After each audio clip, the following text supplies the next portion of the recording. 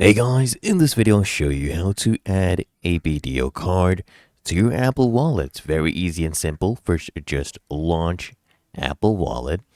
And then what I want you to do is come here to the top right and click on this plus icon once you launch the app. You'll get all of these options to add to your wallet. I want you to just come here and tap on debit or credit card, okay? And then you can just come here and tap on continue. And then if you can, you just go ahead and scan the card in the frame. I have blurred that out, but just go ahead and tap on enter card details manually. You could do that as well. Just enter your name, enter your card number, okay?